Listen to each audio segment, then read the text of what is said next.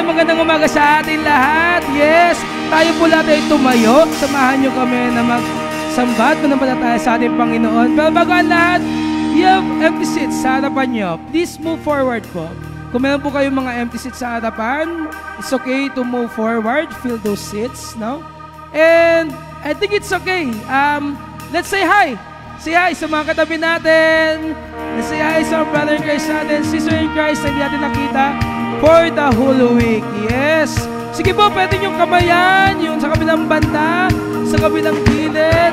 Magkamustahan po tayo.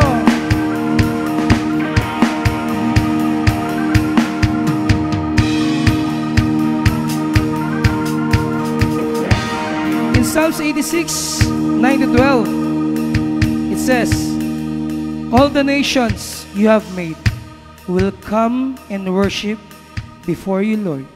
They will bring glory to your name, for you are great and do marvelous deeds. You alone are God.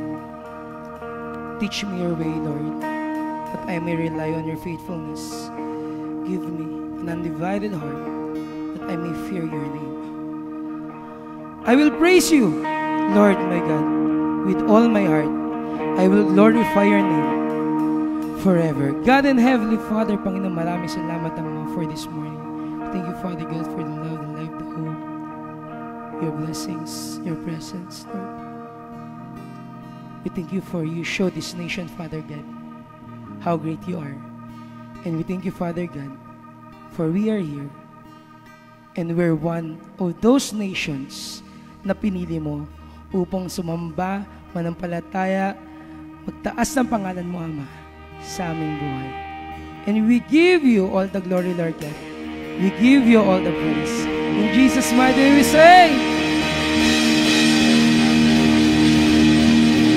sing church.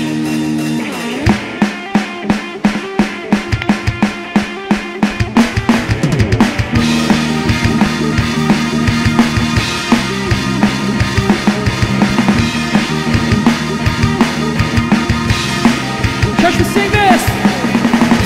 The power of your love running through my heart, shame has lost its grip on me. The glory of your cross shining on my soul, grace has got a hold on me. From the rooftop, say I'm not ashamed of the one who saved my soul. I'm not ashamed of the one who saved my soul. His fire inside of me, He's burning for your name. No, not ashamed, hey, hey. No, not ashamed, hey, hey.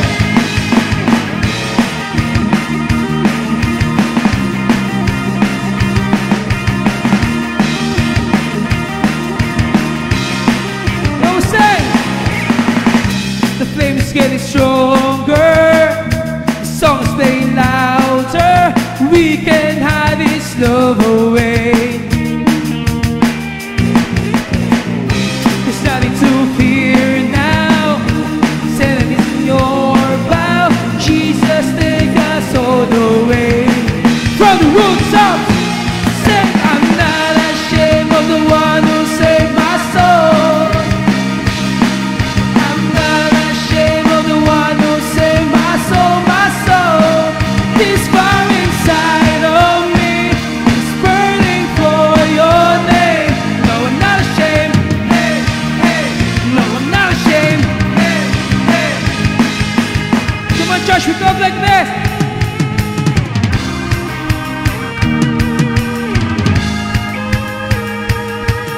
We will send this to heaven. From the rooftops, say. From the rooftops, from the rooftops, say, I'm not ashamed, I'm not ashamed. Say, from the rooftops, say, from the rooftops, say, I'm not ashamed, I'm not ashamed.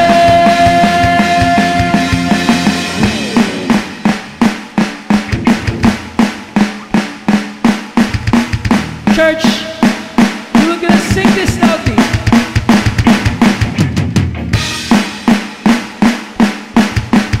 Are you ready?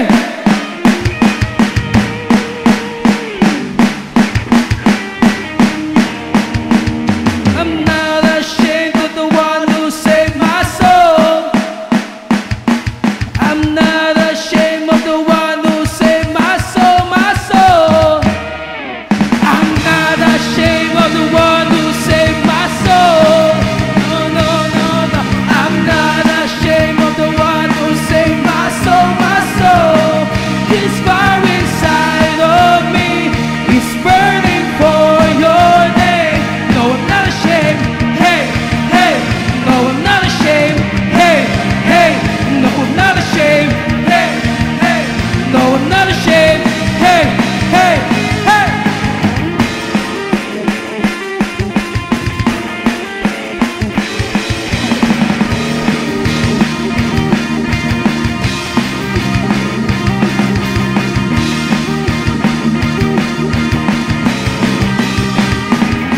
Not ashamed.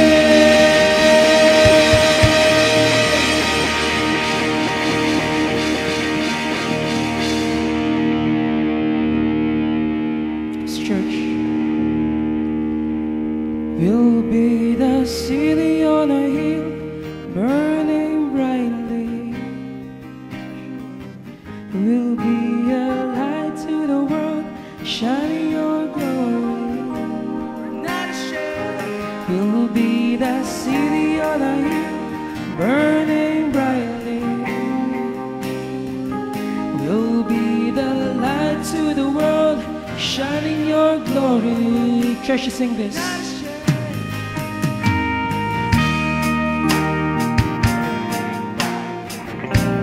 Yeah, we will.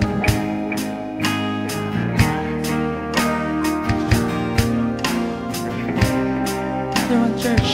We'll be that city on a hill, burning brightly.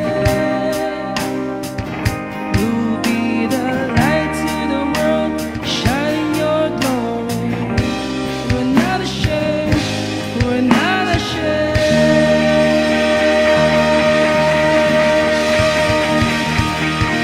We're not ashamed, Lord. We're not ashamed. 'Cause this is what you said.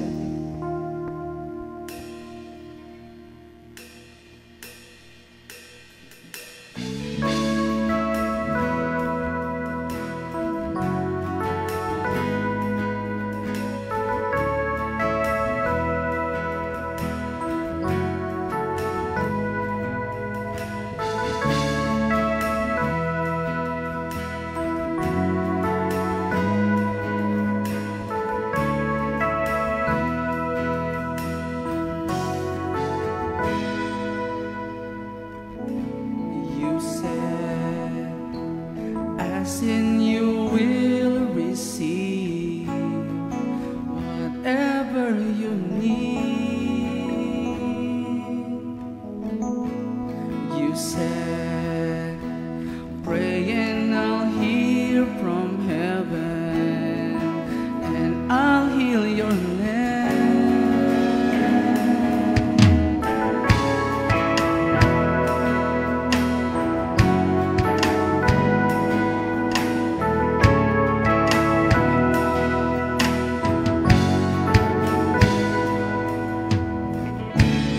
You said your glory will fill the earth like water the sea.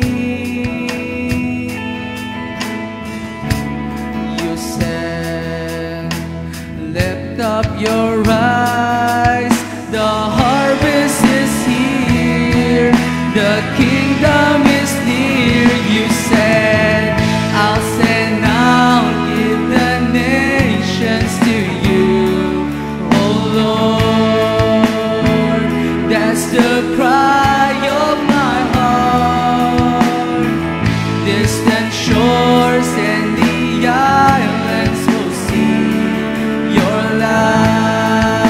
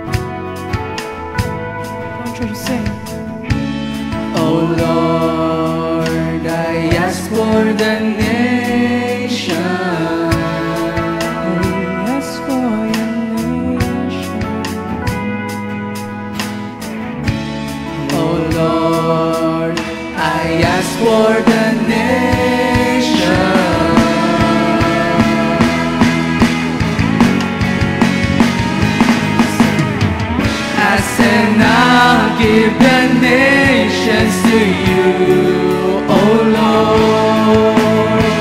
That's the cry of my heart.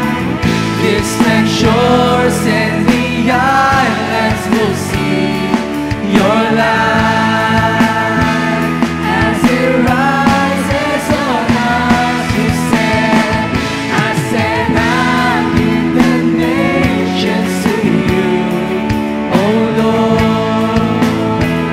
That's the cry of my heart.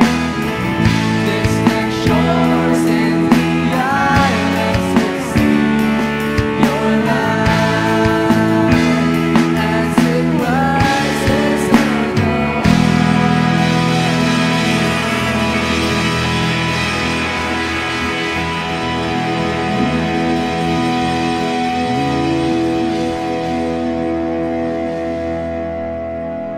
Lord,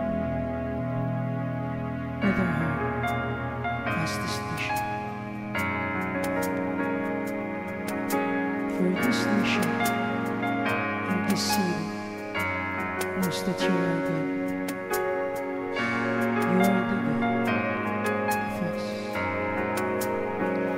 You are the God of this city. You are the King of these people. You are the Lord of this nation. You are, church, sing. You are the light in this darkness. You are the hope to the hopeless. You are the peace to the restless. You are. There is no one like our God. Sing, church. There is no one like our God. We declare this. Come on, sing. For greater things Yet to come, greater things are still to be done in this city.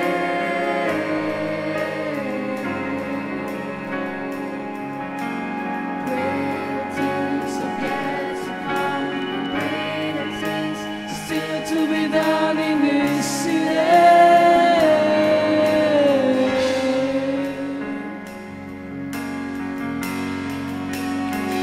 you're the God of this city. You're the King of these people. You're the Lord of this nation. You are. You're the light in this darkness. You're the hope to the hopeless. You're the peace to the restless. You are. There is no one like our God. Sing. There is no one like our God. Oh, greater things have yet to come, and greater things are still to be done in this city.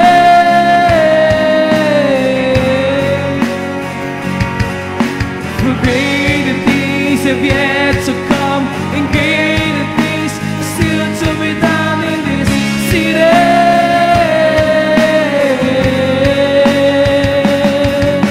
For greater things have yet to come, and greater things are still to be done here.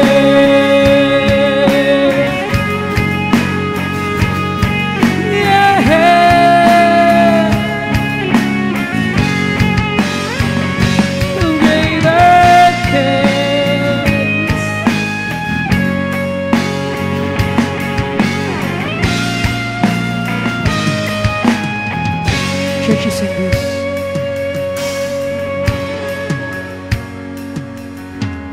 There is no one like our God. Come on, church, we sing. There is no one like our God. Let's declare this.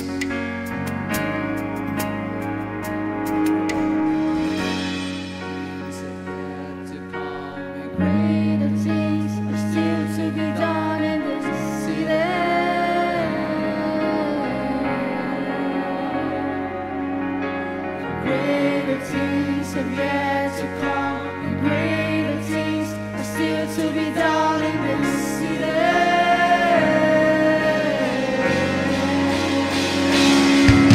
For greater things have yet to come, and greater things are still to be done in this city.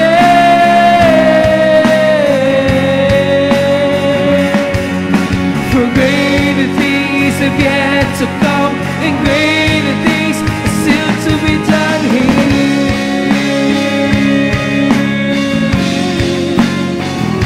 For greater things, greater things.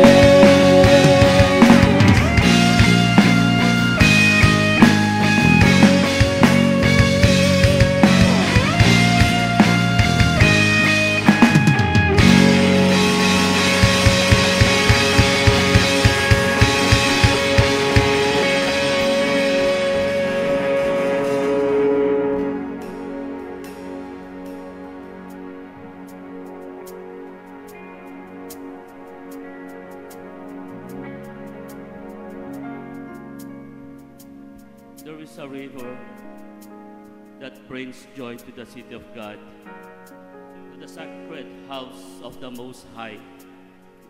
God is in this city, and it will never be destroyed. At early dawn, He will come to its aid. Nations are terrified, kingdoms are shaken. God thunders, and the earth dissolves. The Lord Almighty is with us. The God of Jacob is our refuge. Sino ang may sabi, wala ng pag-asa ang bansa natin? Sino ang may sabi, sa mga darating na panahon, ang bansang ito ay dadapa? At sino ang may sabi ng bansang ito ay bibitawan ng Diyos? Church, sana hindi sa atin manggaling ito. Greater things will come upon this nation if we fully cooperate, if we fully available sa tawag ng ating Panginoon. But problem is, tayo paminsan ang nagka-curse ng bansang ito. Greater things will come upon this nation through this church. To the next generation that will truly love God, that will truly serve God. Kaya kung may katabi kang estudyante ngayon, ipag-pray mo. Pwede ba ipag-pray mo? The future of this nation is upon them. No? Ipag-pray mo. Yung katabi mong estudyante, mommies, daddies, kung katabi mo yung anak mo, please pray for them. Na hindi sila dayain ng kaaway, na patuloy silang gamitin ng Panginoon for this nation. The next generation will bring changes to this nation. Pag-pray mo, kung sino man yung katabi mong estudyante dyan sa tabi mo, speak blessing, speak protection, speak wisdom, godly wisdom that will come from God. That this nation will be great again sa pamamagitan ng mga kabataan natin ito. Mahalin natin ang ating bansa. Mahalin natin, itaguyod natin, ipaglaban natin sa pamamagitan ng mga kabataan natin ito na gagamitin to influence our government, to influence the society, to influence every corner of the community, na makita natin, makikilala ang Diyos sa pamamagitan nila. Father God in heaven, Lord, we lift up to you, Panginoon, our nation. Marami ang gusto ng sumuko, O God. Yes, Lord, hindi perfect yung aming mga leaders. But then, O God, nilagay mo sila sa posisyon na iyon upang manguna sa amin. Dakilang Diyos, We speak blessing to this nation. We speak blessing, Panginoon, sa bawat kabataan namin na nagsisipag-aral. Na sa darating na panahon, God, sa pamamagitan nila ang aming bansa ay muling makikilala. Bansang nagmamahal sa iyo. May pag-unlad. May pagkakaisa. At lahat ay tunay nagmamahalan. Dakilang Diyos, we commit ourselves to you. Greater things will come upon this nation, O Lord, because you are for the Philippines, and the Philippines is for you, O God. Maraming salamat po. Kantayin ulit natin, greater things Still to be done in this city.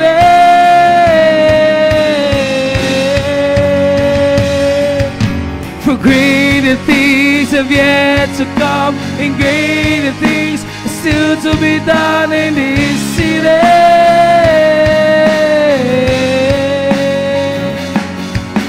For greater things have yet to come, and greater things are still to be done in this city.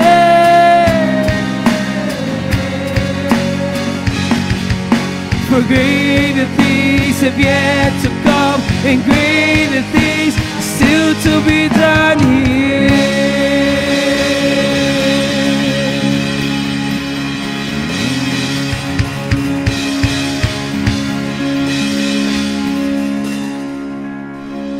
Okay, bago kayo po, sabihin mo sa katabi mo, I love you. Wait.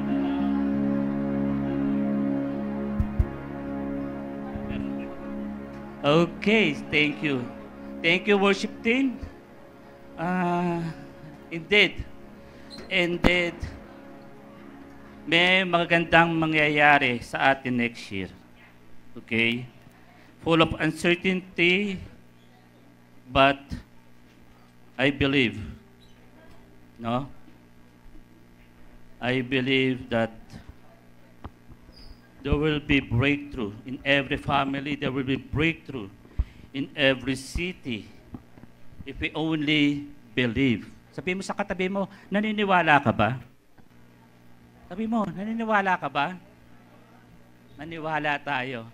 Hanggat may mga kabataang Kristiyano na nagmamahal sa Diyos, hanggat may mga kabataang Kristiyano na patuloy nating idinadalangin, inilululot natin sa Lord, meron tayong pag-asa. Amen? Amen. No? Kaya one day gusto ko, nangangarap ako no? Na ang mga Pilipino, yun nga, pumupunta sa ibang bansa, factory worker, driver, nag-aalaga ng ibang anak, ang anak nila naiwan dito. Siguro, paglaki ni Bernice, pag siya nasa adult, tayo nakukuha ng mga Singaporean para mag-alaga ng apo natin. Tayo nakukuha ng mga Arabo, driver natin. Mga British, gawin natin security guard ng ating mga trabaho. No? Sila ngayon mag-a-apply ng visa sa atin. Sila magbabayad ng magkano visa ngayon? No? Schengen, 9.5. US, magkano? Tapos puro natin i-reject, i-deny natin para kumita tayo. Yun ang ginagawa sa atin No? Ang mahal ng bayad kumuha ng visa, tapos pag ang passport mo, Filipino passport, nasa ilalim. Kakalungkot.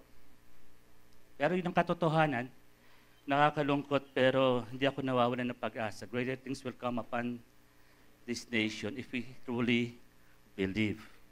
No? Huwag natin i-curse yung ating bansa. Ipaglaban natin for the sake of the next generation. Okay? Parang gloomy ang dating. Okay. So isang pagpalang umaga sa ating lahat at yun nga, I'm so blessed na muli nasa inyong harapan para maging kasangkapan ni Holy Spirit para yung kanyang mga salita ay talagang makuha natin ngayong umaga. At nga, hindi para matuto, kundi magkaroon ng pagbabago, new mindset, okay, sa bawat isa sa atin. Kasi nga, as long na we have this renewal of mind, ay lagi ang tingin natin sa buhay ay parang talunan. Okay?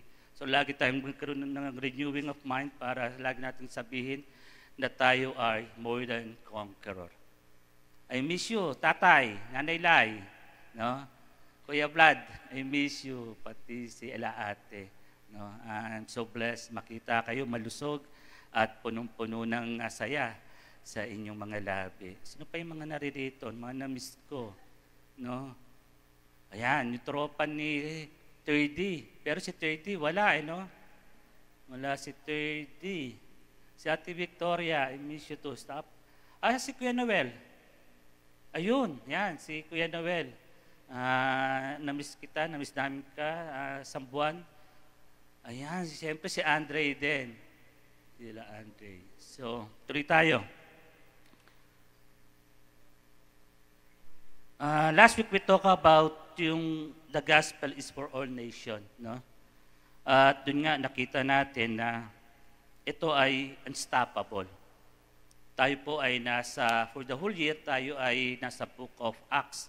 Napakalaga na maintindihan natin ang church history na ito. Bakit patuloy na tayo ay nag-gather dahil may mga nauna sa atin at nakita natin na napakahalaga, no, ng gathering na ito, hindi lang para sa bawat isa atin, especially sa mga susunod na generation na makita nila may Diyos na buhay at Diyos na patuloy na sasama sa atin sa lahat ng panahon at pagkakataon.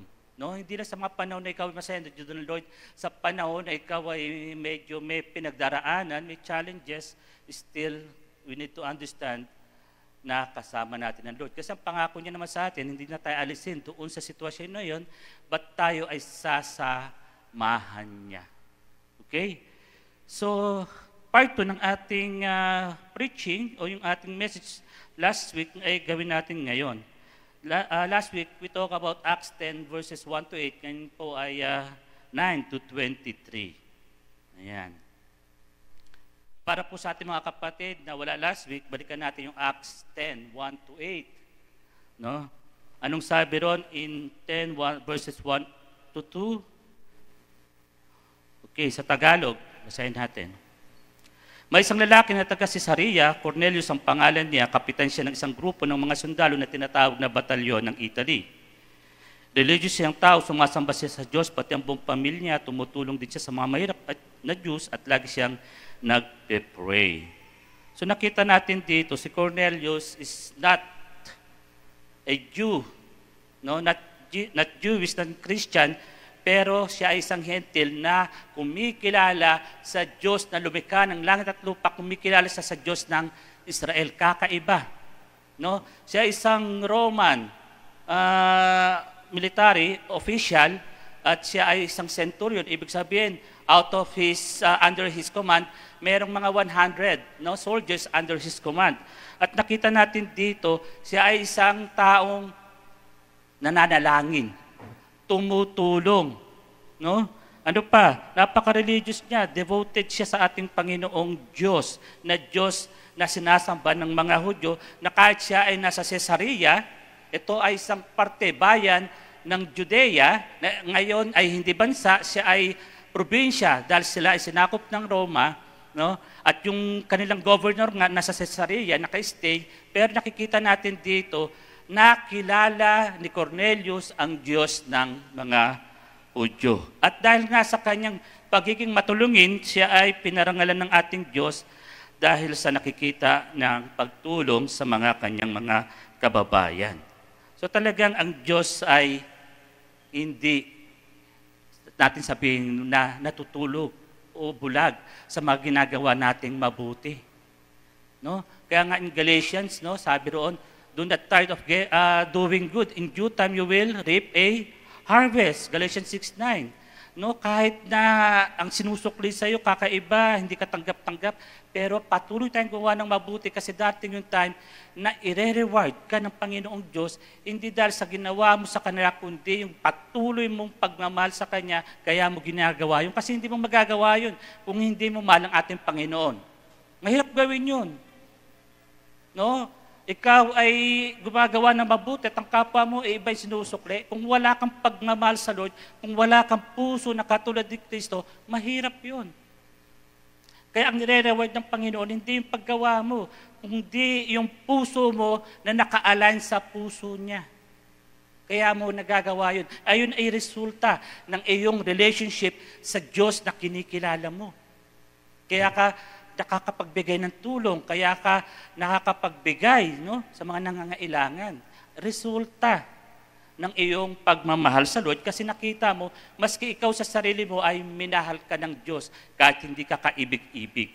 Tignan mo yung katabi mo. Ang hirap mahalin yan. Tignan mo. Ang hirap mahalin yan. Pero dahil mahal ni Jesus yan, mamahalin mo. Diba? Mahirap yan talaga eh.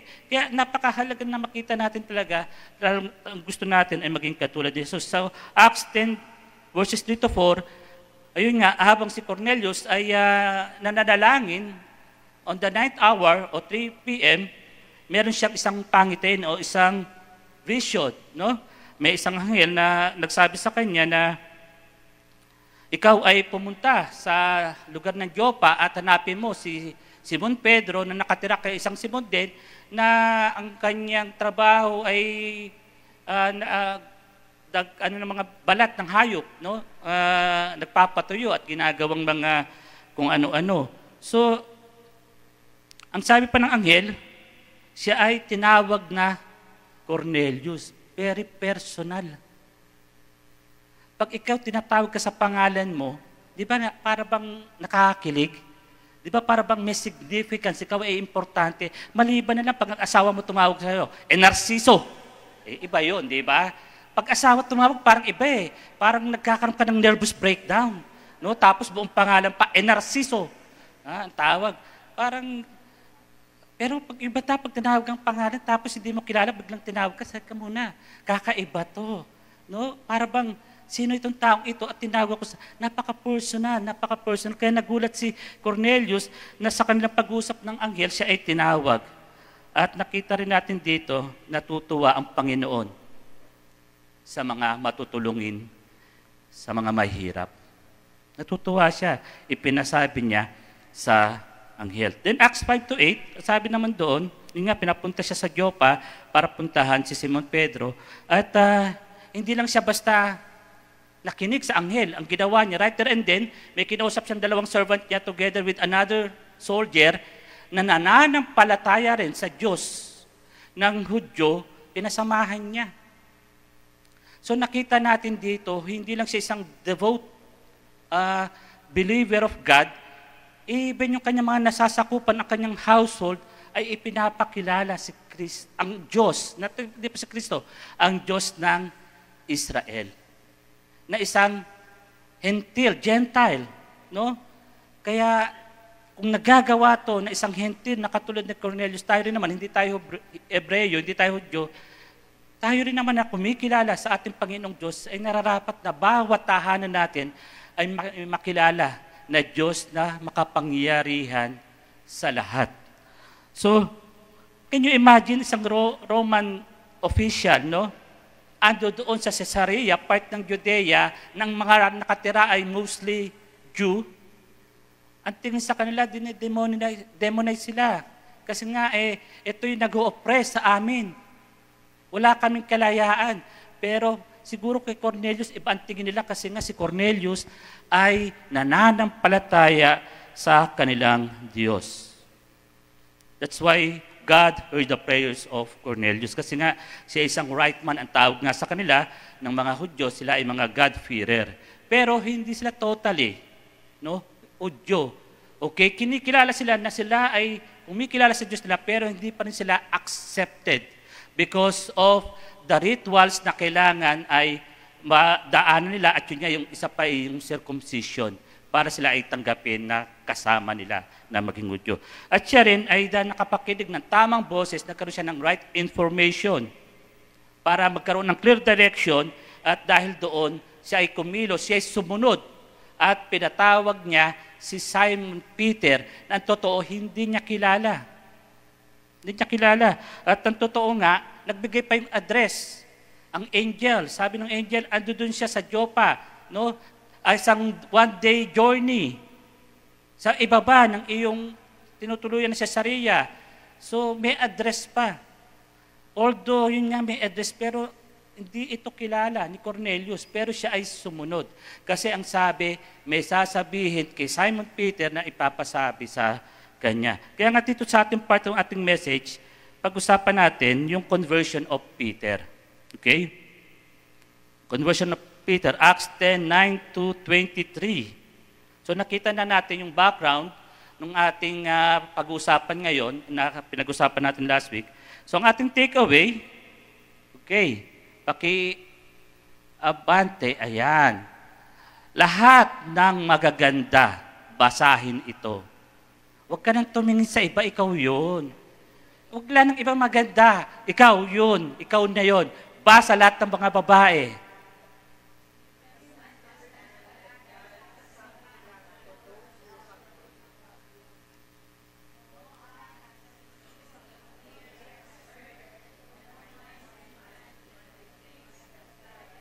Nakaka-excite talaga mag-preach dito pag ganyan, ano? Grabe. Nakaka-excite. No eyes have seen, no ears have heard, no man can conceive, but the Lord planned for those who love Him. Walang makakaabot ng kanyang pananaw. Walang makakita ng kanyang mga mata. Kasi nga, may hinahanda ang Diyos sa lahat ng naniniwala, sa lahat na nagmamahal sa Kanya. Amen? Kaya nga kung mangyayari na makita natin ito, itong ibig sabihin itong 1 Corinthians 2:9, meron tayong drive Meron tayong motivation to really submit to the Lord, submit doon sa kanyang calling at magpagamit mightily. So, conversion of Peter, vision. Yan, even si Peter nagkaroon ng vision in verses 9-16. Okay. Ang sabi rito, the next day, about noon, these men were coming near Joppa. Okay. From Caesarea, pupunta na sila sa Joppa, yung dalawang servant ni Cornelius, pati yung kanyang isang soldier para sunduin si Peter. At that time, Peter went up on the roof of the house to pray. At that time, and became very hungry. So katanghali ang tapat. While the food was being prepared, he fell sound asleep and had a vision. Asan daw si Peter? Nasa rooftop. Okay? Nasa rooftop at habang inaantay yung nilulutong pagkain, tanghali ang tapat, kasi nga po ang mga Hudyo, meron silang oras ng pananalangin. 9 in the morning, 12 in the noon, at 3 p.m. Every day ito yung kanilang prayer time. At nung siya'y nakatulog, nagkaroon siya rin ng vision. At nakita niya, he saw heaven open and something came down like a huge sheet held up by its four corners. So parang may isang malaking tela, no, na nakalutang, na parang may humahawak pero nakalutang. In it were all kinds of animals, reptiles, and birds. So ando doon sa tela na yon, yung mga beasts, no, yung mga gumagapang na mga hayop, yung mga ibon, sinasabi. A voice said to him, Peter, get up, kill this, and eat them. But Peter said, Lord, I can't do that. I never eaten anything that is unclean and not fit to eat. Kasi nga, siya ay isang Hudyo. Meron silang dietary parang laws, no? May mga unclean na hindi pwedeng kainin. The voice spoke to him again. When God says that something can be used for food, don't say it isn't fit to eat. This happened 3 times. Kino-convince si Peter for 3 times before the sheet was suddenly taken back to heaven. So in CEV, Contemporary English Version. No, si Peter na nasa Joppa ay bisita ng isang bahay doon. Inabot siya ng gutom, katanghali ang tapat kung kailan naman paparating yung mga inutusan ni Cornelius. So bakit siya nasa rooftop?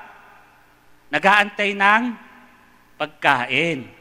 No? Maaring yung kanyang kasama sa bahay, tinanghali ng gising, at hindi nakapag-prepare, no? O maaring nag-TikTok muna, no? At hindi mo na nakapagluto, nagutom si si Peter, umakyat at mananalangin muna. Ang mga bubong sa Israel flat, hindi katulad sa atin. Flat siya, parang rooftop, parang azotea, okay? Parang terrace, no, balcony, at mayroong takip, may habong na tela para laban sa init. o kaya lona, kaya masarap magpahinga doon sa rooftop na iyon. At yun nga, minsan tinatawag din nila itong upper room. Nilalagyan nila ng kwarto, nilalagyan nila ng dingding, ng bubong, na katulad na mababasa natin kung saan nagtitipon-tipon yung mga tao noon sa upper room. Ganun ang minsan ang patungkol doon sa rooftop. At yung nga, parang makita natin dito si Peter, dahil sa gutom, nagkaroon siya ng pangitain.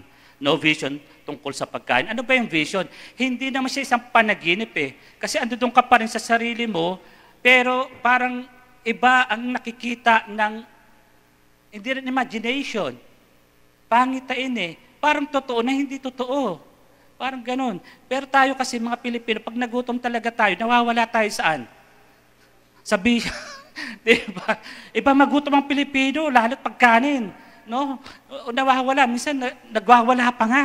Pag gutom na, hindi lang nawawala, nagwawala pa. Kaya mga nanay, magluto kayo sa oras para hindi magutom pamilya. At nakita natin dito, sabi, yung tela, may mga iba't ibang klaseng hayop. Parang parang menu sa Chinese restaurant. Ang dami. Di ba pag kumain kayo sa Chinese restaurant, ang dami nilang menu. At meron ding mga exotic. Kaya makita natin, sabi may mga ahas, may mga ibon, lahat ng uri na pwedeng kainin na ando doon. At bumababa nga yung tela na yun at sabi, kumuha ka, ihanda mo. Sabi kay Peter, i-dress mo na yung chicken, yung fish, i-scale mo na.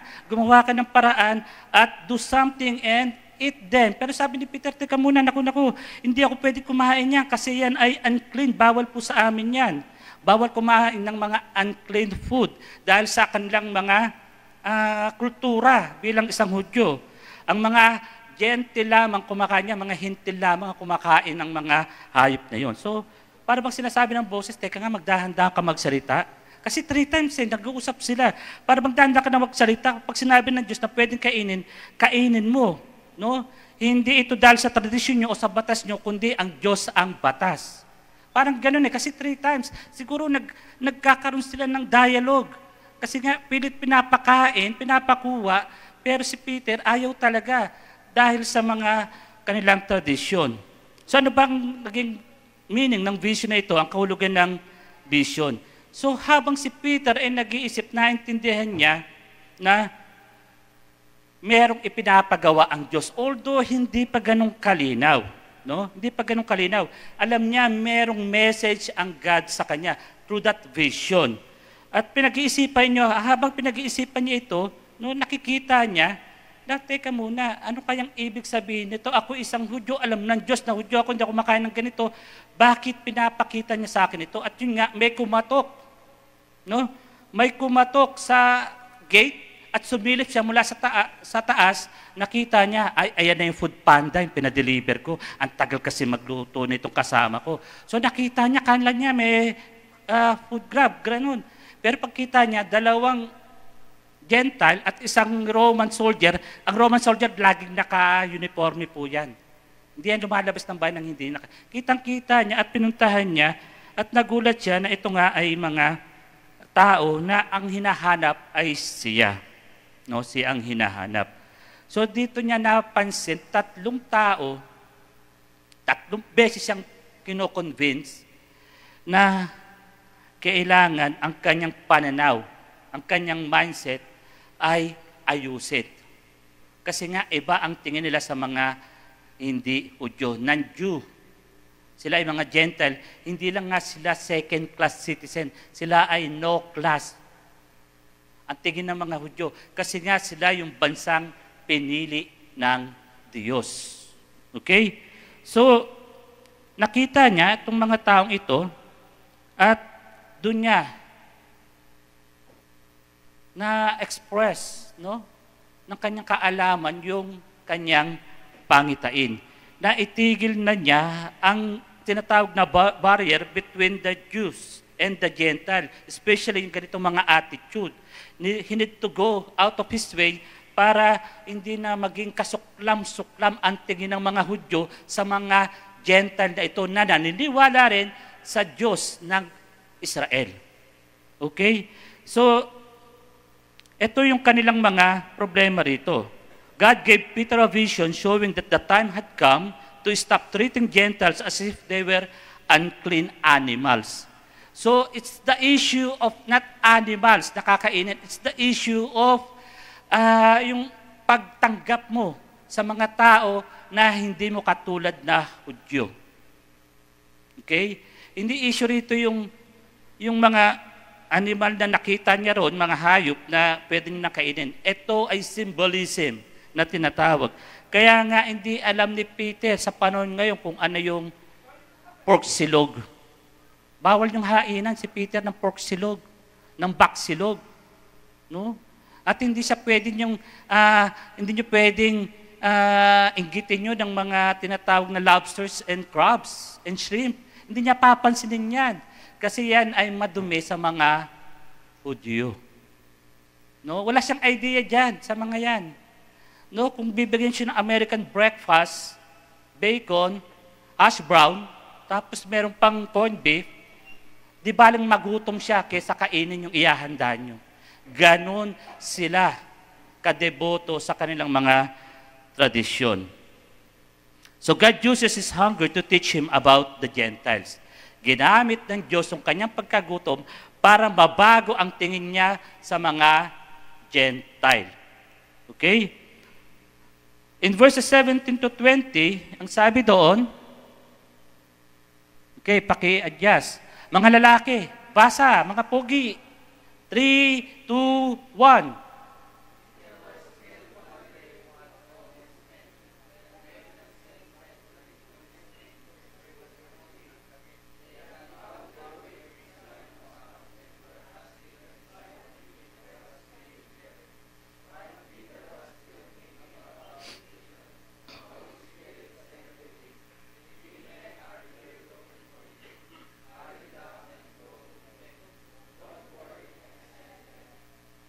Ayan. No, sinabi ng anghel, andyan na sila. Bumaba ka, puntahan mo sila. At ang totoo, nag-hesitate pa na sumama si Peter, sabi diyan, di ba? He was still thinking about the vision. No, nag-hesitate pa siyang bumaba kasi baka ibang tao to, kasi Roman soldier, baka matokhang siya. No, damputin siya at matokhang. Pero ang sabi ng angel sa kanya, don't worry, I sent them. No?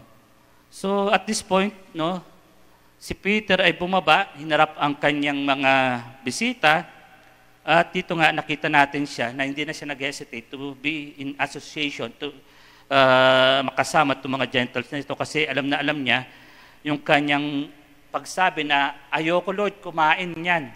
Dito nakita natin na binitawan niya yon, yung salitang iyon, at siya'y humarap sa kanyang mga Gentile visitors. Kasi sa karaniwan, sa isang makadiyos na Hudyo, tulad ni Pedro, hindi sila nakikipag-ugnay sa mga Gentile. No? Ang pagkakaalam nila, no, na yun nga itong mga taong ito ay mga unclean. Hindi dapat nila laging kasama. So dahil sa vision na ito ng anghel kay Pedro, nalaman niya na siya ay tines at dahil doon nakita natin kung paano nakipag-cooperate si Peter. At yun nga, kahit siya may pagdududa, at siya may mga prejudices, siya may mga preconceived ideas about the tradition against the Gentile, siya ay bumaba pa rin, siya ay sumunod, no? At siya ay humarap. So the vision has challenged him to reject the food laws is held since he was born. No? Inamon siya ng Panginoon na tanggihan lahat ng mga batas na nakalakihan niya na patungkol sa kanilang mga pagkain. Since nung sila ay isinilang, napakarami talagang mga ceremonial laws, mga dietary laws na patuloy na nilang ginagawa kahit na sila ay alam natin na sumasamba sa tunay na Diyos. Now, pinumbawa si Peter, kinausap niya, at sila ay pinatuloy. So, 21 to 23, ang sabi ron, Peter went down and said to the men, I am the one you are looking for. Why have you come? They answered, Captain Cornelius sent us. He is a good man who worshiped God and liked by the Jewish people. One of the God's holy angels told Cornelius to send for you, so he could hear what you have to say. And Peter invited them to spend the night. The next morning, Peter and some of the Lord's followers in Joppa left with the men who had come from Cornelius. So nakita natin, hindi niya lang hinarap, kundi sila ay pinatuloy pa. Kasi kung meron pa rin prejudice si Peter dito, pwede niya sabihin, sige, welcome kayo, sasama ko sa inyo. Pero merong isang Indian sa may city square, punta kayo dyan kasi hindi kayo pwedeng katabi ko dito sa bahay ko. Ako isang Hudyo, kayo isang Gentile, hindi kayo pwede sumabay sa akin kumain.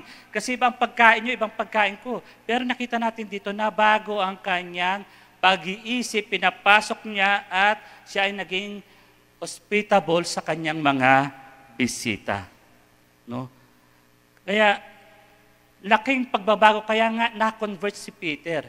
No? Akala natin si Peter na dating pasaway, nung panahon na kasama ni Kristo ay tunay na nabago. Pero tandaan natin, nireject niya ang sinasabi ng Panginoon Diyos na get up, kill, and eat. No? Bakit? Ilang beses ba nire-reject ng lipitan nito yung ating Panginoong Diyos? During the time na hugasan ni Jesus yung paan niya, anong sabi na Peter? No God. No Lord. Para bang yung etong words na dalawang ito, parang hindi pwede magsama kasi pag sinabing Lord, Panginoon, di ba dapat yes Lord? Si Peter parang may bad habits ito. Ito nga, sa pangitain sinabi niya, no Lord. Hindi ako kakain yan kasi unclean yan. At nga kung babalikan natin, nung wala pa ang Day of Pentecost, si Peter ganun din. Nung hugasin yung kanyang paan niya, no Lord. May mga time pa na sinabihan niya ang Diyos ng no Lord is yung, sabi niyo nga sa akin, nakalimutan ko na eh.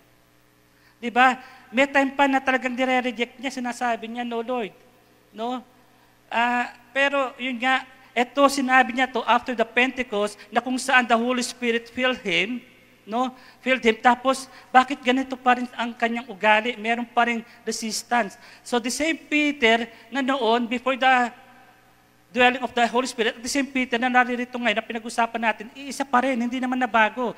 But the good thing is, ando doon siya, he makes himself available doon sa vision na iyon para siya ay magkaroon ng total conversion. The same Peter pa rin. Hindi siya perfect. No, hindi siya perfect. Kaya nga ginagamit ng Diyos, hindi yung mga perfect people para makarinig ang mga tao ng gospel. May pinadalang anghel kay Peter, no? May pinadalang vision kay Cornelius din, pero ang tao ang mag-share ng gospel. Yung taong humihinga, yung taong nagsasalita, yung taong very willing, ang siyang mag-share ng gospel. Bakit hindi yung mga anghel? Kasi ang gusto ni Lord, tayo ang mag-share ng gospel dahil nabago ang buhay natin sa pamamagitan ng pagkilala natin sa Panginoon. Kasi pwede naman yung mga anghel nang mag-share ng gospel, pero hindi yun. Gagamitin ng Lord ang mga anghel to provide for miracles, kahit anong miracles. Pero when it comes to sharing, ikaw ang gagamitin, ang buhay mo. But the problem is, ang dami nating dahilan. Kaya lagi sinasabi, madalas narinig natin, ang mga Kristiyano ay parang pani ba't ako? Ba't ako? Diba? Kasi ang tingin natin, we're not perfect, we're not suited for this calling. Pero hindi, makita natin si Peter, the same Peter, bago magkaroon ng Pentecost and after, siya pa rin, hindi naman nagbago Pero yun nga, ang kanyang buhay, binabago natin Panginoon from glory to glory to glory until makita natin na siya ay available, siya ay very willing na. Sana ganun din tayo. Yes, hindi natin titignan yung ating kakapusan, yung ating weakness, yung ating mga failures. Pero si Peter, puno-puno ng failures to. Ang dami nitong kapalpakan. Pero ginamit ni Lord. Kasi nga, He is available. He is willing. So, ano na nangyari? Peter reached out in love to his Gentile neighbors in obedience to what God told him to do. No? So, itinawid ni Peter yung pagmamahal na iyon. Nasabi ko nga, hindi ka ibig-ibig para sa isang Hudyo na magbigay ng pagmamahal at atensyon sa isang hentil. Pero dahil sa pagsunod sa ating Panginoong Diyos, Kanya itong ginawa. So nakita niyo yung istorya natin, yung conversion ni Peter, akala natin totally sold out siya, totally, no? Nabago siya, pero hindi pa rin. Meron pa rin siyang mga alibis, meron pa rin siyang mga pagtanggi. Pero yun nga, ay pinapakita ni Lord, gagamitin yung isang pagkakataon sa buhay natin para tayo ay magpasubmit sa Kanya. All we have to do is what? To really be available. Be available. Okay? Kaya, ang aking tanong sa inyo, what prevents you from spreading the gospel to all nations? Ano ang pumipigil sa iyo para i-share mo yung gospel? I-share mo yung bagong buhay mo na natanggap kay Kristo sa mga taong nasa paligid mo, sa mga taong mahal mo, mga taong kasama mo sa bahay, mga taong kasama mo sa opisina, sa negosyo, sa campus. Ano nga pumipigil sa iyo? We need to understand transformation starts from within us. No? Kailangan meron tayong pagbabago sa ating loob within us. Para kung ano yung meron tayo, yun yung pwede nating ibigay. Unless na wala tayo, talagang wala tayong maibibigay. Pero hindi eh. Ang daming ibinigay sa'yo ni Lord. Ang daming binigay sa'yo ni Lord. Ngayon, gumising ka, humihinga ka, malakas ka, nakapagbihis ka, nakapagbiyahe ka, naririto ka. Lahat ito galing sa Lord. No? Galing sa Lord. Kaya mga po, balikan natin Romans 12:2. Do not conform, wag makiuso to the pattern of this world, but be transformed by the renewing of your mind. Then you will be able to test that God's will is good, pleasing, and perfect. Pero kung wala kang renewing of mind every day, lagi ang tingin mo sa buhay mo ay walang kwenta, walang mangyayari, hindi mo makikita ang kalooban ng Diyos na ang sabi nito ay good, pleasing, and perfect. No?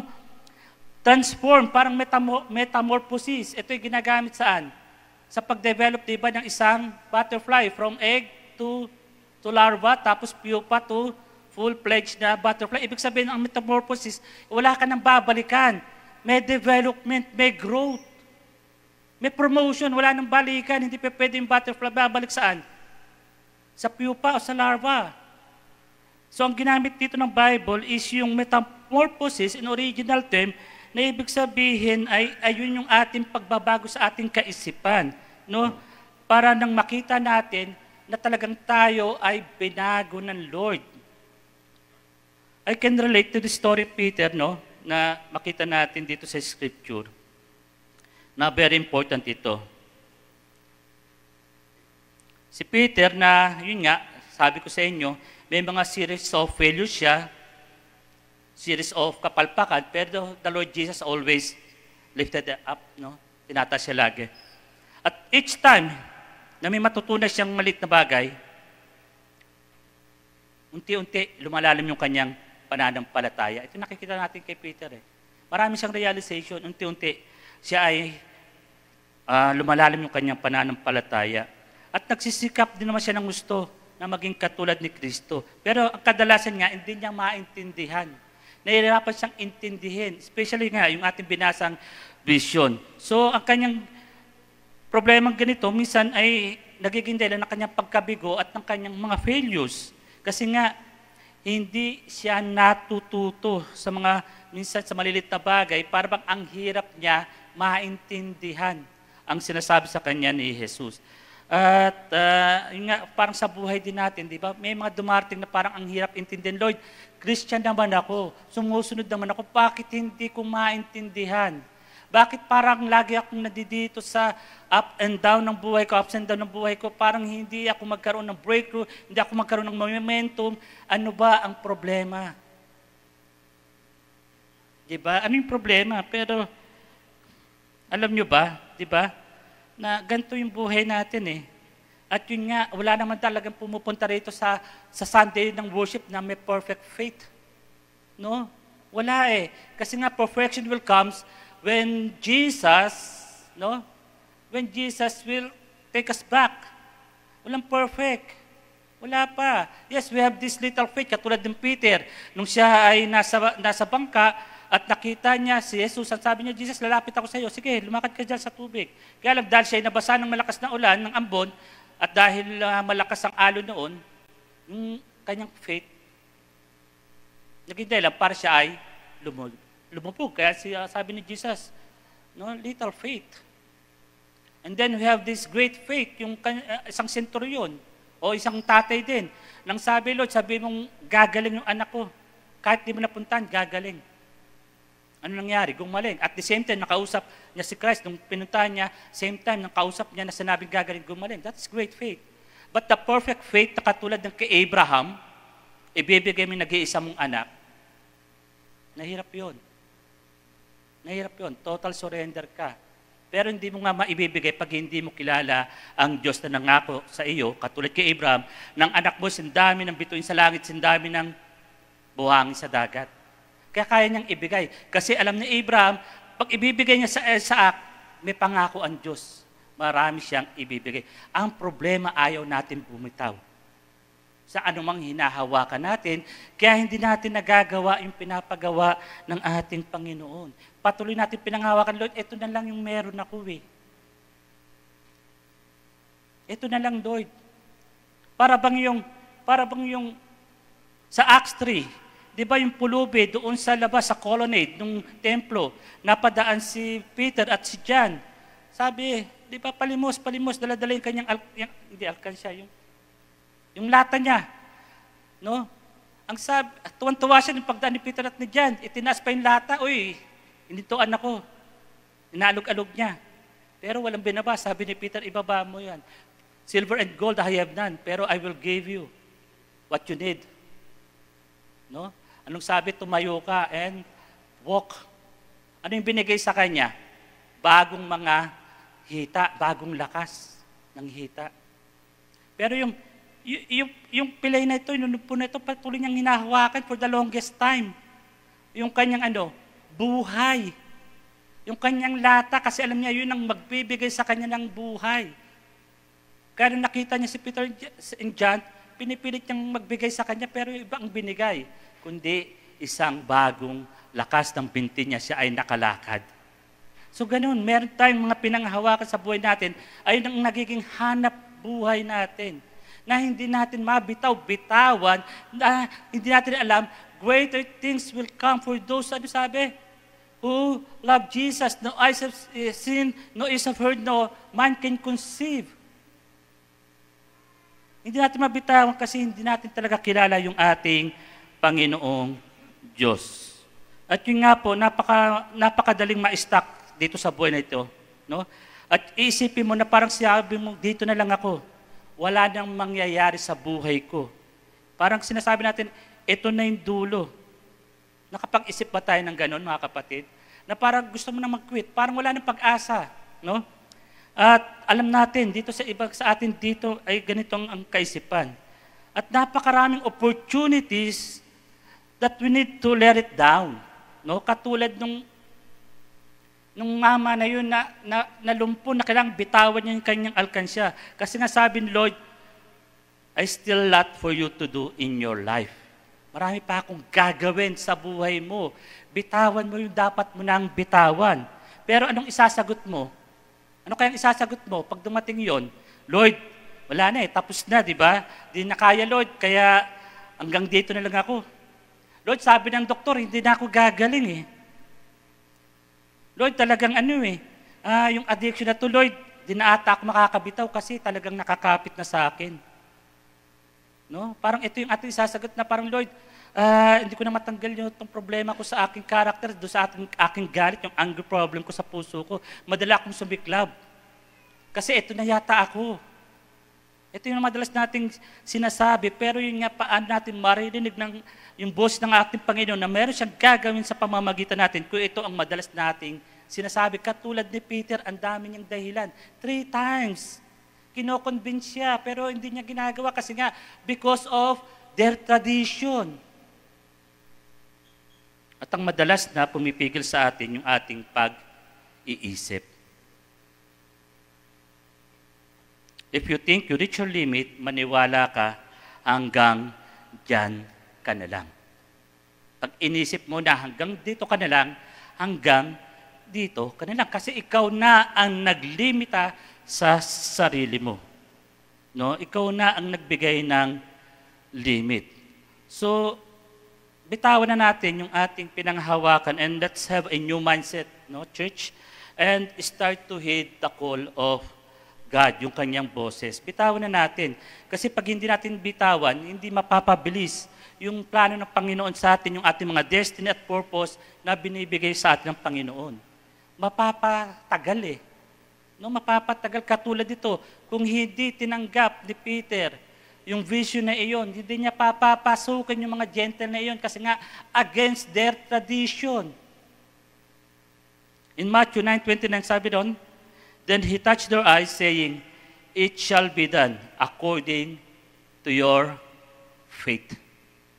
Mangyayari ito dahil sa iyong pananampalataya. Please activate your faith. Huwag niyong limitahan ang sarili niyo. Activate your faith. No, bakit kailangan tayo magkaroon ng bagong mindset? Because God can make a way. No, kailangan bitawan na natin kasi gagawa ang Diyos ng paraan. Start looking at God at magkaroon tayo ng God-sized vision sa ating mga puso na siya ang gagawa. Tayo ay magbibigay ng venue. Tayo magbibigay ng reason para gamitin siya mightily unless na hindi tayo makapag-cooperate, unless na hindi tayo available doon sa gustong paggawa ni Lord, walang mangyayari talaga. Walang greater things na mangyayari sa bansa natin, sa mga susunod na generation. Kasi bakit? Hanggang dito na lang. Hanggang dito na lang. Hayaan natin ang Diyos ang mag-define ng ating limit, hindi yung ating sarili. No? Hayaan natin ang Diyos kasi siya lang naman talaga ang makapangyarihan. Huwag natin sabihin na wala na tayong magagawa sa buhay na ito. No? Kaya, sinong may sasabihin sa'yo na wala ka nang magagawa na matino sa buhay mo? No? Sinabihan ka na ba ng ganun, Jules? No?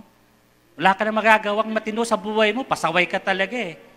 Diba? Pero pinatunayan mo, bro, nakapagtapos, gumraduate. No, maraming pinagdaanan na challenges. No? Sinong may sabi na hindi ka na makakabangon? Kung saan ka nadapa? No? Sinong may sabi na hindi na maayos yung pamilya mo? Na hindi ka nagagalin? Na hindi mo na maabot yung pangarap mo? Natigilan mo nang umasa sa Lord? Natigilan mo na mag-aral kasi hindi ka matatanggap saan? Sa scholarship. Kasi walang tatanggap na school sa'yo. Nakikinig tayo sa maraming boses, pero hindi tayo nakikinig sa boses ng Diyos. Don't you dare tell God that it will not happen. And don't you dare tell yourself that it will not happen. Mga kapatid, mangyayari po yan. Kung kalooban ng Diyos yan, mangyayari yan. No? Kung sinabi niya yan, if He said it, He will settle it for us. Siya ang gagawa ng paraan. Kaya nga sa mga panahon na if you cannot see the hand of God, trust His heart. Kung hindi niyo nakikita na kumikilos ang Diyos sa buhay niyo, magtiwala ka. Andun ka sa puso ng Diyos. Church, 31 years na tayo. GCM. And God is calling us, no, to influence this nation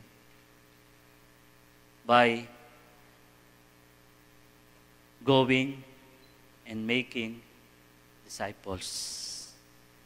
God is calling us to make a difference, to make this world a better place for the next generation because gospel is for all nations. Lahat tayo ay merong role na gagawin. Hindi tayo perfect, yes, katulad ni Peter, pero tandaan natin, He make Himself available. He make Himself fully submitted doon sa pinapagawa ng ating Panginoon. Kaya, huwag mo sabihin, natapos na. Huwag mong sabihin hanggang diyan ka na lang. Huwag mong sabihin wala nang pag-asa. Wala na talaga. Ikaw ang magsasabi. Pero pakinggan mo ang boses ng ating Panginoon. No eyes have seen, no ears have heard, no mind can conceive what God is planning to give to you. Isipin mo, pinakamaganda na lang lahat ng bagay na nakikita mo, hindi tatapat sa plano ng Diyos na hinahanda sa iyo. Isipin mo makita mo, nakapunta ka kung saan at namamangha ka, ang ganda-ganda, wala. Doon sa hinahanda na level sa ni Lord. Pero naging ano ka na complacent ka na, okay ka na, gandang-ganda ka. Hindi. Please activate your spiritual eyes and you will see. Greater things will come upon you. Greater things will come upon your family, upon this community, and upon this nation. Pero yun nga, bitawan natin. Kung ano man yung hawak natin na nagpapabigat sa pagsunod natin sa Panginoon. Yes, hindi madali. Hindi po madali. I've been there. Niluhod ko sa Lord yun para maging pastor nyo. Diba? Diba, hindi po madaling maging pastor. Nung sinabi ako maging full-time pastor, bibitawan ko yung trabaho ko. At siyempre, sa trabaho mo, akala mo, andyan lahat ng perks and privileges, benefits, pero walang kasing saya ang maging pastor na makita mo ang bawat buhay nagbabago. Ang bawat buhay nagkakaroon ng magandang pananaw. Ang bawat buhay tumitingin sa plano ng Diyos. Walang pinakamaganda. Kaya minsan kahit napapagod ako, okay lang yung physically. Pero hindi nyo alam yung joy within me. Hindi nyo alam yun. Ayun ang nagiging lakas ko. Yes, nakakapagod, hindi madali maging pastor, pero makita ko kayong masaya, makita ko kayo, naririnig ko kayo mag-pray, naririnig ko kayo papaano na yung pakikipag-conversation sa akin, ibang-iba na. Alam niyo, pinupuri ko ang Diyos dahil pinagkatiwalaan niya ako na maging pastor niyo. Kaya walang iwanan, no? Walang iwanan, lahat tayo ay magsasama-sama. Huwag tayo makikinig sa mga boses ng kaaway, makinig tayo sa boses ng Lord. Greater things will come to each and every one of us. Tayo, maniwala kayo. Kasi yun nga, ang dami na namang nalulungkot. Alam nyo ba, pag season of Christmas, marami, ang sabi sa mga pag-aaral, maraming nagsisuicide during the Christmas season. Na dapat masaya di ba? Pero bakit? Nakakaramdam ng kalukutan, nakakaramdam ng para bang hindi ka i-celebrate ang Christmas. Ito yung times na talagang malaki ang percentage ng suicide. Kaya gusto ko ngayon pa lang, bigyan ko kayo ng bagong pananaw. Haharapin natin itong bagong taon na ito ng punong-puno ng pag-asa dahil kikilos si Lord sa buhay ng bawat isa sa atin. Amen? Pero sabi ko nga, if you cannot see the hands of God, please trust His heart. Andun ka sa puso niya. Andun ka sa puso niya. Just right in time, nakikita mo, kumikilos siya sa buhay mo. Father God in heaven, patawarin mo kami sa mga panahon na parang ang dami naming mga alibay, mga reason upang hindi magpagamit, O God, sa iyong dakilang gawain na inutos mo sa amin to go and make disciples of all nation. Lord, parang mahirap po kasi. Lord, parang ayoko, Lord kasi marami akong bibitawan. Lord, parang hindi ko kaya kasi hindi ako perfect. Lord, parang hindi ako dararapat dyan. Pero God, turuan mo ang aming puso na magtiwala sa iyo. Magtiwala na sa papamagitan ng iyong banal na Espiritu, siya ang magsasalita para sa amin. Yes, Lord, ang dami kong kapalpakan, pero alam ko, God, sa pamamagitan ng iyong grace and mercy, God, handang-handa ka. Sana, Lord, maging ganito ang aming mga pananaw sa aming buhay. Pinipilit namin maging katulad ka, Christ, pero may mga times na dumarating na kami ay nag-fail. Samahan mo kami, Panginoon. Samahan mo kami. Continue, O Lord, to bless our hearts. Continue, O God, to align the very heart of Jesus, O God, sa mga puso namin na minsan ang daming unbelief, doubts, unforgiveness, and bitterness kung bakit hindi kami nakaka-respond doon sa calling mo, God. Natawarin mo po kami. Natawarin mo po kami. Lord, harapin namin ang buhay na ito na full of uncertainty, but with full of certainty. Dahil alam namin, O God, pagkasama ka namin, sigurado yung aming destination. Sigurado yung mga plano mo at purpose mo ay mangyayari. Magtiwala kami, Panginoon, sa iyo. Manampalataya kami sa iyo. Kilalanin ka namin gusto, Panginoon, sa aming mga buhay. Upang sa panahon na dumarating ang mga pagsubok, Lord, we keep on holding sa mga promises mo. Dahil wala na kami talagang pangahawakan, kundi ikaw lamang. Lord, I lift up to you, Panginoon, aking mga kapatid, ang iyong likod, Panginoon. Maraming salamat po, God, sa pagmamahal mo. Maraming salamat, aming Diyos, sa pagtitiwala mo. Lord, may we respond according to your will, according to your desire, na magamit mo mightily. For those people, Panginoon, na gusto mong maibalik sa iyo, ang aming mga kamag-anak, aming mga kaibigan, kakilala, kaklase, kaopisina, mga aming mga empleyado. Lord, gamitin mo kami para makilala nila na mayroong tunay na Diyos na mapagmahal.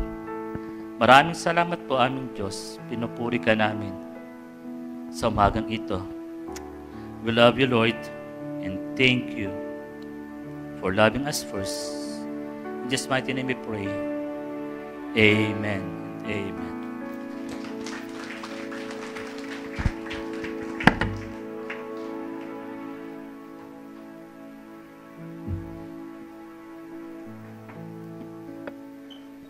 Good morning! Masaya ba tayo ngayong araw na to? When you happy and you know, you clap your hands. Amen!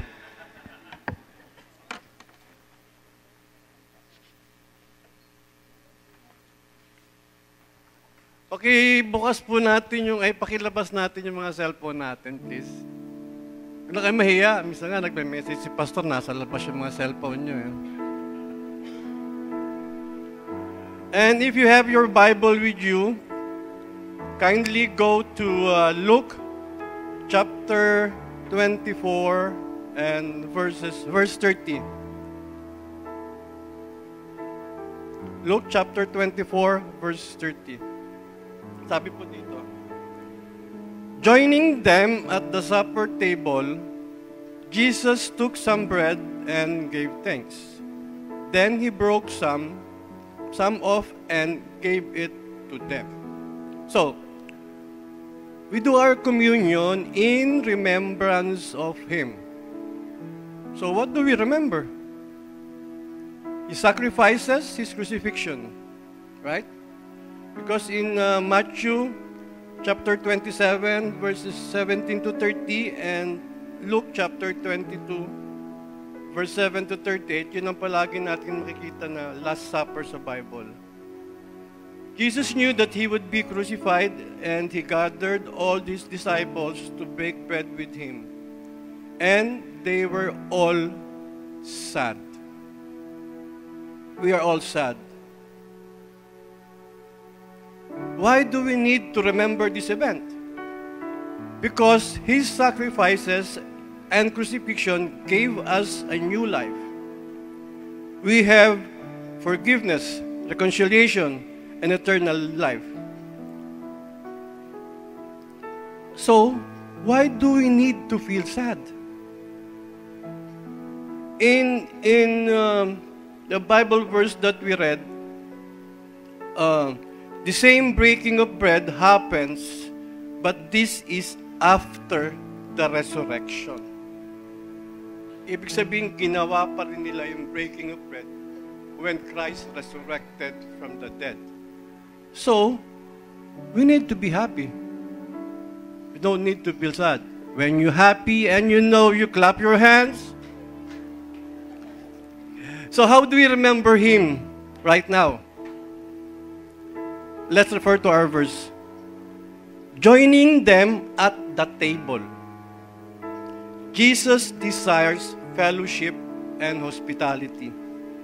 We must be connected on a personal level. Dito pinakita yung relational nature of Jesus' ministry.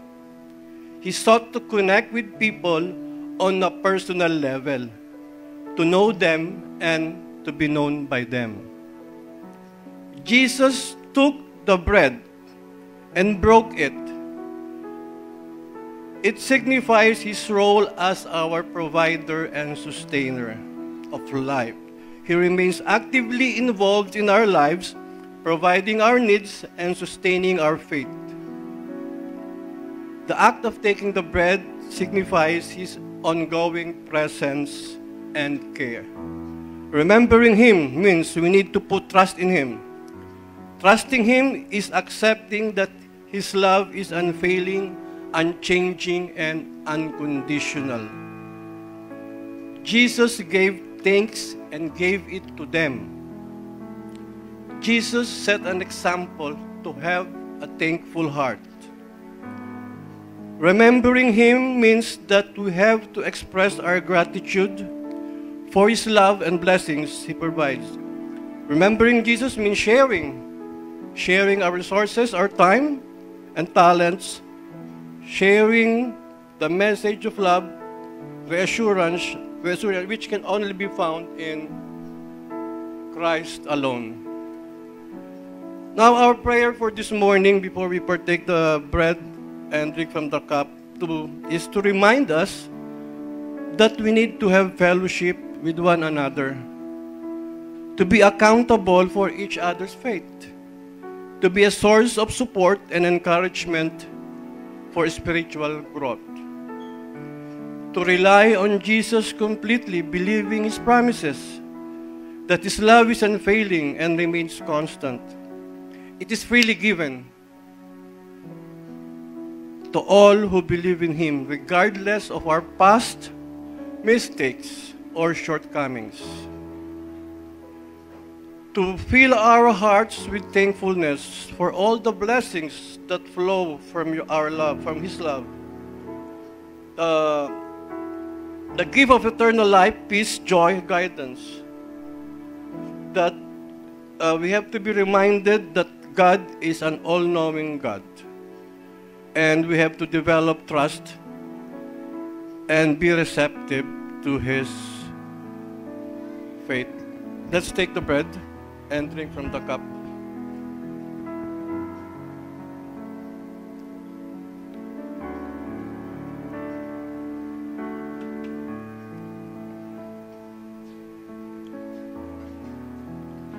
We bring back all the glory to Your name. In Jesus' name we pray. Amen.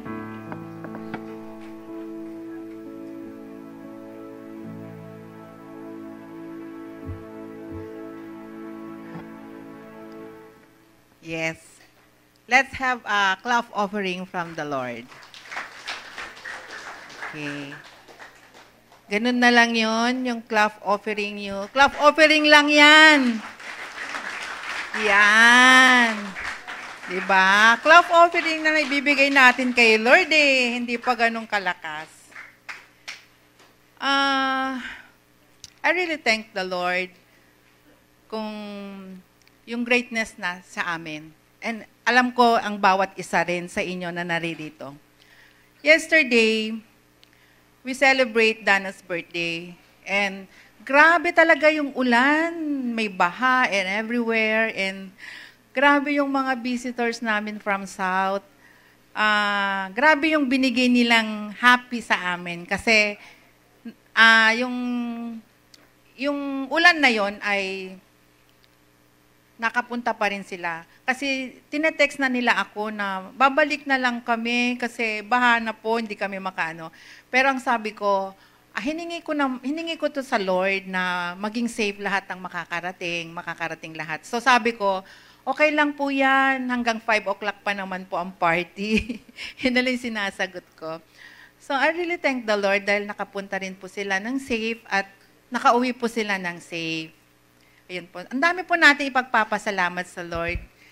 Sabi nga ni Pastor Arnold kanina, di ba, ang daming binigay sa atin ni Lord. Ang dami. Nagbibigay si Lord 100%. Hindi siya nagbibigay ng 10%. Siya yung humihingi lang sa atin ng 10%. Eh kung baliktarin kaya natin yun, kung ang ibigay natin yung 90%, sa atin lang yung 10%. Pero hindi ganun si Lord, di ba? Hindi siya ganun sa atin. Yung ibibigay lang natin sa Kanya, yung 10 lang. Ganun ang pagmamahal ng Diyos sa atin. Ang sabi nga sa Malakay 3:10, bring the whole tithes into the storehouse, that there may be food in my house. Test me in this, says the Lord Almighty, and see if I will not throw open the floodgates of heaven and pour out so much blessings that there will not be room enough to store it. Ganon ang Diyos. Kaya sabi nga niya, subukan natin siya. Ngayon kapatid, wag mo nang alalahanin kung gaano kalaki, gaano magkasya yung nasa iyo ngayon. Isipin mo na sabi nga ni Lord, di ba? Subukan mo ako ngayon at malalaman mo kung paano yan ibabalik ni Lord ng siksik, liglig at umaapaw pa. Let us pray. Father, thank you for the promises to bless us. Thank you for the many ways you bless our lives. We know that every good gifts come from your hand. And even though life is not good, always good, you are good all the time. We are grateful for your love and faithfulness and for meeting our every needs. Please bless and keep us safe. May we live with attitude of gratitude each day of the year and never take anything for granted. In Jesus' name, amen. CCM, it's giving time.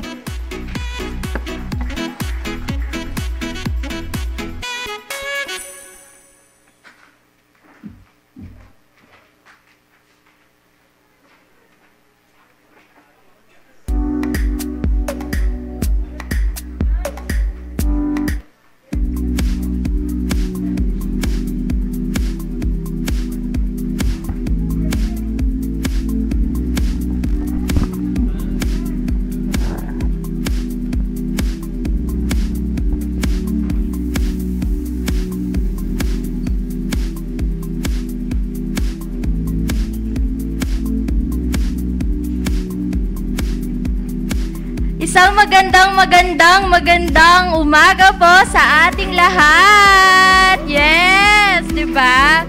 So for our announcements, we would like to welcome, of course, our newcomers, especially sila Jimmy, Nizel, Hazel. Pwede po ba tayong tumayo nang ma-acknowledge po tayo? Palakpakan po natin sila para di mahiya. Wow! Ayun pala, nasa likod. Hello po! Welcome po sa CCM. Okay, 5, 6, 7, 8. Welcome po sa CCM. Welcome. Woo! Okay, next. We would also like to greet our September celebrants. Woo! So, lahat na may ano dito. Palibasa, nag-birthday kahapon. Okay, so, happy birthday po sa ating mga September celebrants. Tatayo po tayong lahat, yung mga September celebrants. Pwede po ba? Tayo po tayo. Yes, happy birthday po! Happy birthday po sa inyong lahat! Yay!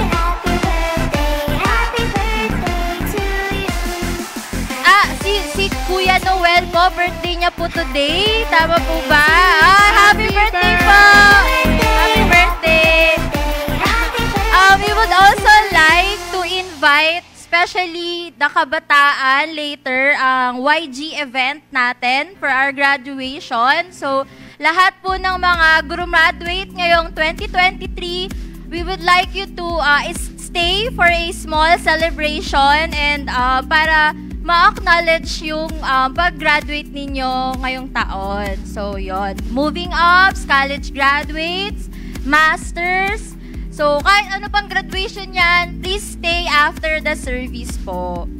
Then, for our morning devotion po, tuloy-tuloy pa rin po siya every 6 a.m. sa ating FB page. So, gising po tayo ng maaga every day for our morning devotion sa FB group.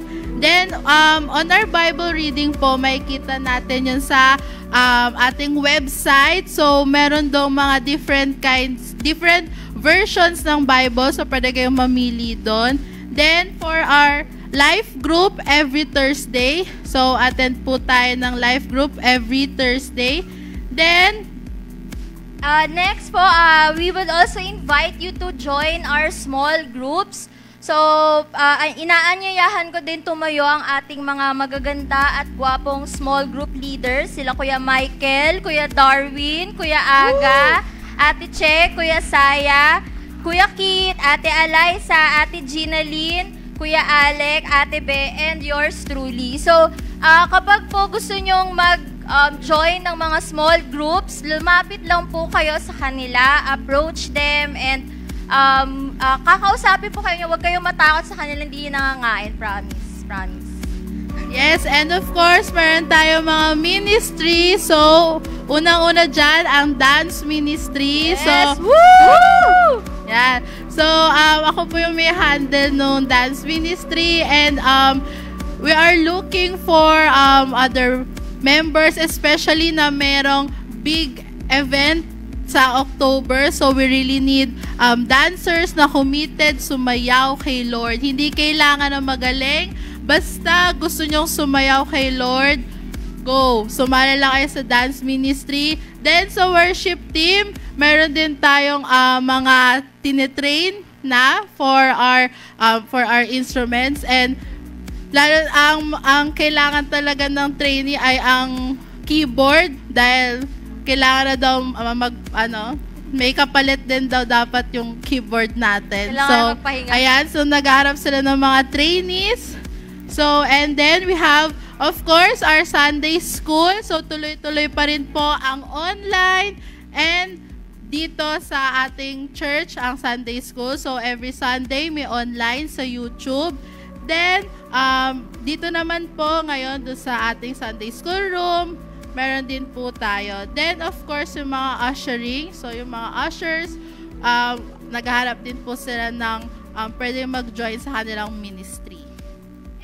And also, ang ating media team, of course, tuloy-tuloy pa rin ang, kung gusto nyong sumali, open pa rin ang media team.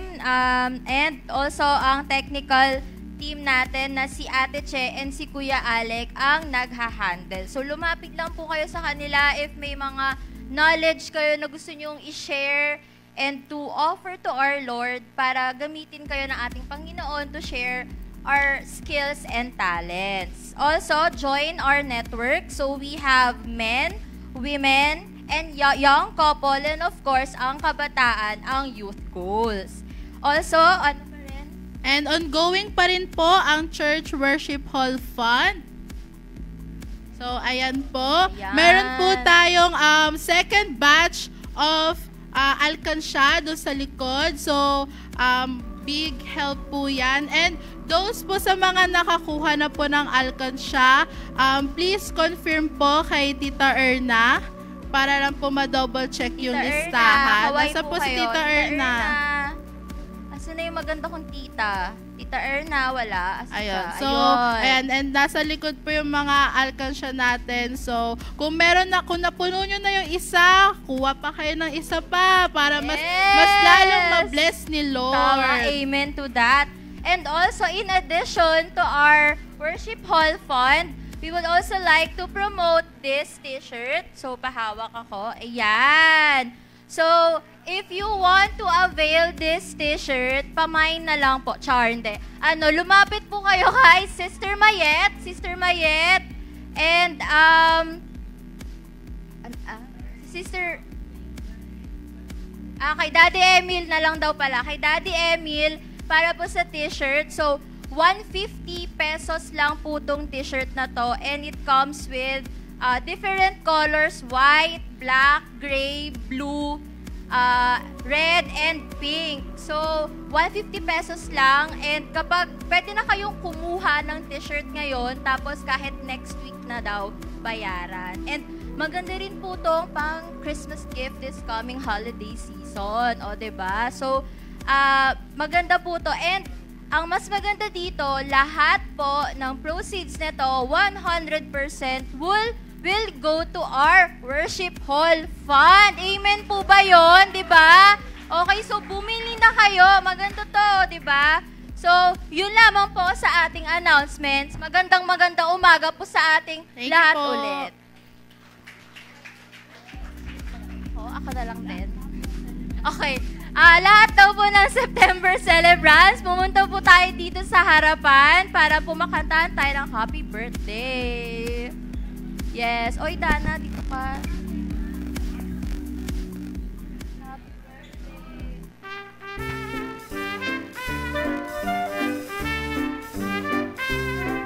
Morning po. Hello.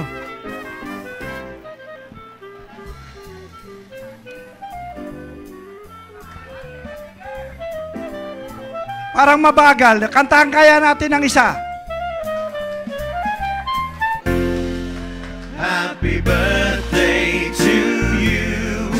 Happy birthday to you. Happy birthday. Happy birthday to you.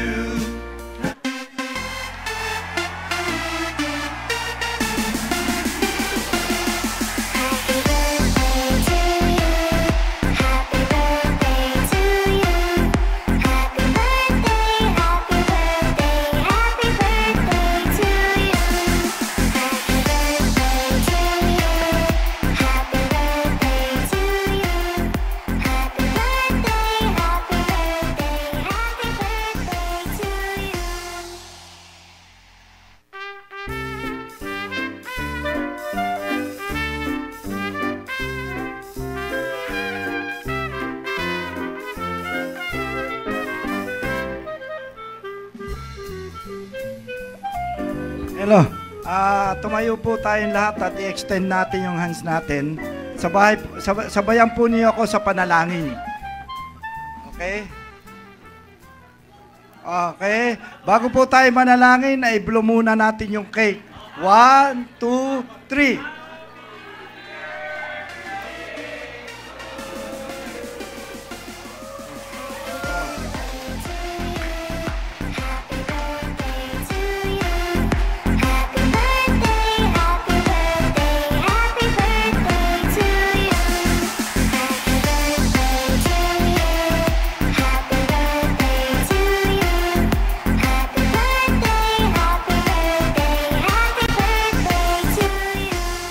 Let us pray.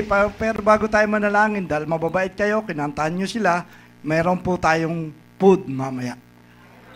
Okay, let us pray. Extend po natin yung mga kamay natin para sa kanila. Panginoon namin Diyos na makapangyarihan sa lahat, muli kami lumalapit sa iyong kabanal-banal na parangalan. Nagpapasalamat sa buhay at lakas na ibinigay mo sa bawat isa sa amin. Alam namin, Panginoon, na sa mula pa sa aming pagkabata hanggang sa aming pagtanda, at hanggang kami, Panginoon, ay mawala sa mundong ito, ay nakikita namin, Panginoon, ang gagawin mong pag-iingat sa bawat isa sa amin. Panginoon, narito sa harapan mo ang mga kasama namin, kapatid namin, kaibigan namin, at mga anak mo, Panginoon, na nagse-celebrate ng kanilang karawan. Alam namin, Panginoon, na marami pang celebration mangyayari sa buhay nila, Panginoon. Dahil alam namin na mahal mo sila, aalagaan mo sila, papatubayan mo sila, at bibigyan mo sila ng mahabang buhay. Buhay na may kasiyahan, buhay na masaya, at buhay na pinagpapala mo sa kanilang araw-araw na buhay. Salamat po sa Panginoon sa buhay at lakas na pinagkakaloob mo sa amin at lalo na sa may mga karawan. Salamat, Panginoon, sa mga biyaya ito, Panginoon. Ang biyaya ng kalusugan, ang biyaya ng pagpapala, at ang biyaya ng pag-iingat, at lalo-lalo na, Panginoon, ang biyaya ng pagmamahal. Panginoon, ikaw ang aming sandigan ng aming buhay. Kaya, Panginoon, ang kami, Panginoon, ay makakita at mamulat sa mundong ito. At natuto kami, Panginoon, ng iyong karunungan, ng iyong katuruan. Nang karoon kami, Panginoon, ng pag-iingat sa buhay namin. Pag-iingat na alam namin, Panginoon, sa habang buhay kami, na iingatan mo. Lalayo mo kami sa gawa ng masama, lalayo mo kami sa tukso, at bibigyan mo ng kasaganaan ang buhay namin. Ang lahat ng ito isinasamo namin, tinadalangin namin sa pangalan ni Jesus. Ang lahat ng anak ng Diyos ay magsabi ng Amen.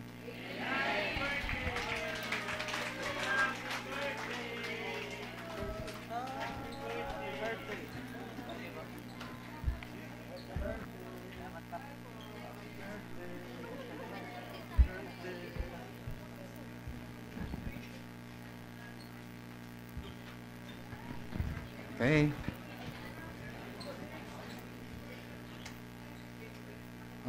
Good morning muli. So, bago tayo sa ating pagtatapos, sa ating pagsamba ngayong umaga ito, pwede bang batiin ninyo yung mga, muli batiin ninyo yung mga katabi nyo at sabihin nyo, kita-kits ulit tayo sa linggo. Okay. Yan, kita-kits. So, sa ating pagtatapos at samahan niyo ako sa pangwakas na panalangin. Okay? Maraming Diyos na makapangyarihan sa lahat, Lord. Tunay po, Lord, na nagagalak ang bawat isa sa umaging ito. Dahil, Lord, pinupuri ka namin. Dahil nakikita mo, Lord, ang mga anak mo na nagdiriwang at sa pamagitan po ng inyong banal na Espiritu, Lord, kayo po ay magitna sa lahat ng mga ginagawa po namin, Lord. Alam po namin, Lord, na ito yung layunin mo sa amin na kami po ay magtipon-tipon at purihin ka, Lord, sa pamagitan po ng aming pakikinig sa aming mga salita na sinyer po sa amin ang aming buting pastor, Panginoon. Kaya dalangin ko po sa umagang ito, Lord, kung saan po kami magawi, Lord, sa umagang ito. Hindi po na po, Lord, na natatapos ang araw na to. Na hindi po namin natatanggap ang iyong pagpapala, Lord. Alam po namin, Lord, na patuloy nyo kami na iningat-ingatan, Lord, at binibiyayaan. Kaya nga po, Lord, sa umagang ito, marapat lamang po na ibigay po namin ang iyong kapurihan at kakarangal ng iyong banal na pangalan. Kaya mga kapatid, alang-alang sa masaganang pagpapala ng Diyos sa atin, marapat lamang na purihin natin siya at nagpapalakas sa atin sa pamagitan ng magandang balita na narinig natin sa umagang ito patungkol sa ating Panginoon Jesucristo. At pinapangaral ko ang magandang balitang ito na isang hiwaga na sa loob ng mahabang panahon. Subalit sa utos ng walang hanggang Diyos, nahayag ngayon ang lahat sa mga bansa sa magitan ng sinulat ng mga propeta upang ang lahat ay sumunod dahil sa kanilang mga pananampalataya sa Kanya. Sa isang Diyos na sa lahat ng ganap na karunungan, sa Kanya iuukol ang karangalan magpakailanman sa magitan ng ating Panginoong Jesucristo. Alat ay magsabi ng Amen and Amen. Amen, church. Let's sing this.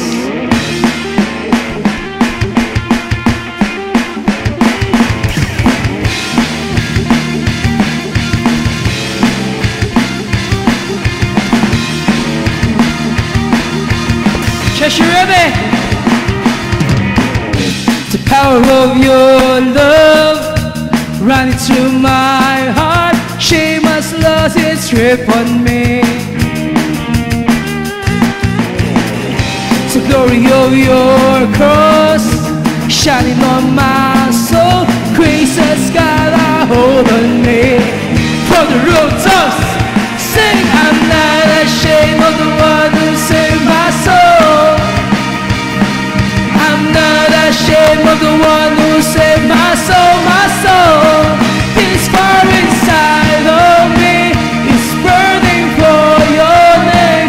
No, I'm not ashamed. Hey, hey, no, I'm not ashamed. Hey, hey.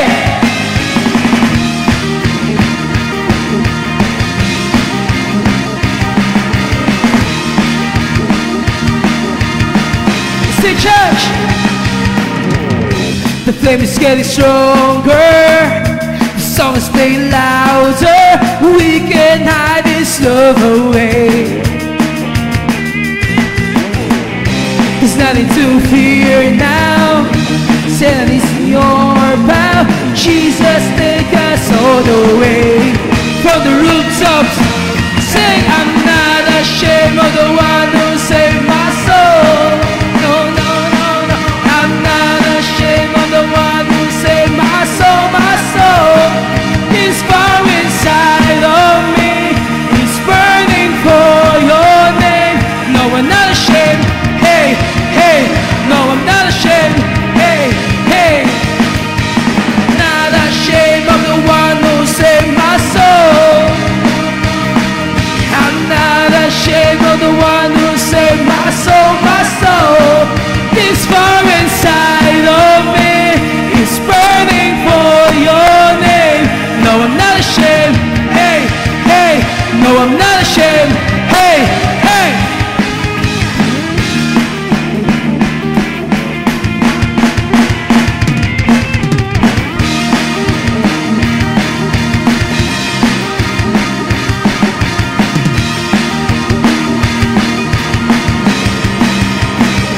No, I'm not ashamed.